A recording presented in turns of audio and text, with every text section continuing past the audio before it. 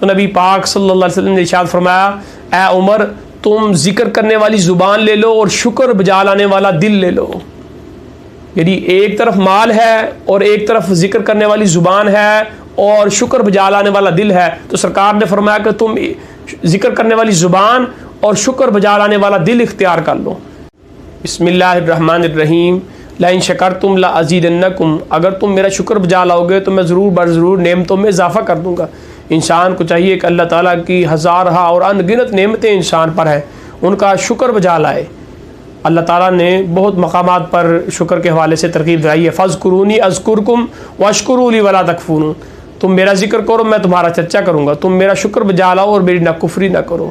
انسان کو شکر بجا لانا چاہیے، ہر نعمت پر شکر بجا لانا چاہیے. زبان سے شکر کرنا چاہیے، دل سے شکر کرنا چاہیے، اعضاء کے ساتھ شکر کرنا چاہیے.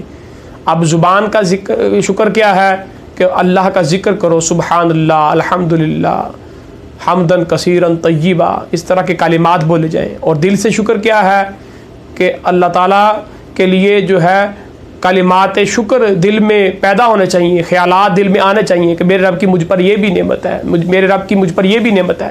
اور مخلوق خدا کے ساتھ خیر کائی کا جذبہ یہ ہو دل میں، یہ بھی شکر ہے. اور اعضاء کا شکر یہ ہے کہ انسان اپنے اعضاء کو اللہ تعالیٰ کی عبادت اور فرما برداری میں لگا دے، تو یہ اعضاء سے شکر ادا ہو جائے گا. ہمارے پیارے نبی حضرت محمد مصطفیٰ صلی اللہ علیہ وسلم آپ نے ایک حدیث پاک میں ارشاد فرمایا کہ شکر نصف ایمان ہے. شکر کو نصف ایمان قرار دیا ہمارے پیارے نبی صلی اللہ علیہ وسلم نے. اور اسی طرح آپ کے بارے میں آتا ہے کہ ایک دفعہ آپ سیر کے لیے باہر تشریف لے گئے تو آپ ایک چھوٹے سے پتھر کے پاس سے گزرے، لیکن پتھر چھوٹا تھا حجم میں، لیکن اس میں سے پانی بہت زیادہ بہہ رہا تھا. تو نبی پاک صلی اللہ علیہ وسلم حیران ہوئے کہ پتھر چھوٹا ہے، پانی بہت زیادہ بہہ رہا ہے. تو پتھر کو اللہ تعالیٰ نے قوت گویائی عطا کی. پتھر نے عرض کی کہ بات یہ ہے کہ جب سے آپ پر یہ آیت نازل ہوئی ہے وقودھا الناس والحجارہ، کہ اس جہنم کا ایندھن انسان اور پتھر ہے، میں اس وقت سے رو رہا ہوں. یہ پانی نہیں ہے بلکہ یہ خوف کے آنسو ہیں.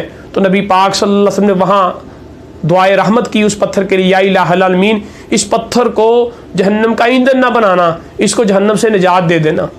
تو نبی پاک صلی اللہ علیہ وسلم وہاں سے گزر گئے. چند دنوں کے بعد پھر وہاں سے گزر ہوا، دیکھا کہ پھر اسی پتھر میں سے پھر بہت زیادہ پانی نکل رہا ہے. سرکار دو عالم صلی اللہ علیہ وسلم نے پھر اس پتھر سے خود کلام فرمایا، کیونکہ آپ وما ارسلناک الا رحمۃ للعالمین کی شان رکھنے والے ہیں. ساری جہانوں کے لیے، ساری مخلوقات کے لیے آپ رحمت بنا کر بھیجے گئے اور ساری کائنات کے لیے نبی بنا کر بھیجے گئے ہیں. سید الانس والجن ہیں اور ساری کائنات کے سردار ہیں. تو نبی پاک نے خود قوت اس اپنی جو اللہ تعالیٰ نے قوت عطا فرمائی تھی نبی پاک صلی اللہ علیہ وسلم کو کہ آپ ہر چیز سے گفتگو فرما لیا کرتے تھے. سرکار دو عالم صلی اللہ علیہ وسلم نے پوچھا پتھر بتا اب تیرے کس چیز کے آنسو ہیں؟ تو اس نے کہا کہ پہلے تو خوف کے آنسو تھے، لیکن آپ کی دعائے رحمت کے بعد اب یہ شکر اور مسرت اور خوشی کے آنسو ہیں. اب میں شکر کی وجہ سے جو ہے رب تعالیٰ کی بارگاہ میں جو ہے وہ یہ آنسو بہا رہا ہوں. مولا تیرا شکر ہے کہ تو نے اپنے محبوب کے صدقے سے مجھے جہنم کا ایندھن نہیں بنایا بلکہ مجھے اس سے نجات عطا فرما دی ہے. تو امام غزالی رحمۃ اللہ علیہ نے اس پر بڑا پیارا تبصرہ فرمایا ہے. آپ فرماتے ہیں پتہ چلا کہ پتھر ایک سخت چیز ہے، تو انسان کا دل بھی ایسے سخت چیز ہے. تو اگر اس کو نرم کیا جا سکتا ہے تو دو چیزوں سے نرم کیا جا سکتا ہے. فرمایا ایک خوف کی وجہ سے اور دوسرا شکر کی وجہ سے اس کو نرم کیا جا سکتا ہے.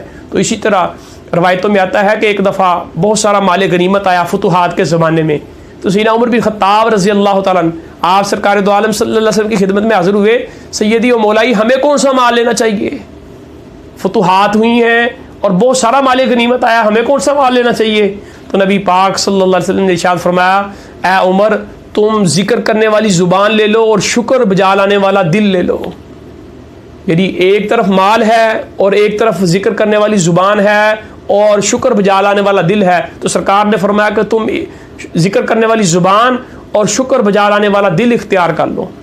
اسی طرح سیدنا عمر بن خطاب ہی کے بارے میں آتا ہے کہ ایک دفعہ آپ سڑک پر چل رہے تھے، ایک مرد خدا اللہ کا نیک بندہ درویش آدمی سڑک کے کنارے بیٹھا ہوا تھا اور رب کے حضور یہ دعا کر رہا تھا یا الہ العالمین مجھے اپنے تھوڑے بندوں میں شامل کر لے، یا الہ العالمین مجھے اپنے تھوڑے بندوں میں شامل کر لے. تو سیدنا عمر بن خطاب رک گئے. آپ نے فرمایا بندے خدا یہ تو کیا دعا کر رہا ہے، مجھے اپنے تھوڑے بندوں میں شامل کر لے.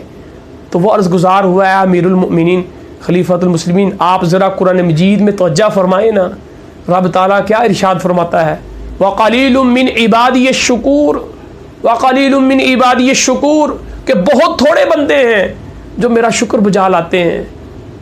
تو حضور سیدی میں رب کے حضور یہ کر رہا ہوں, مولا وہ تھوڑے ہیں جو تیرا شکر بجا لاتے ہیں, کاش کہ تو مجھے ان میں کر لے, کاش کہ تو مجھے ان میں کر لے.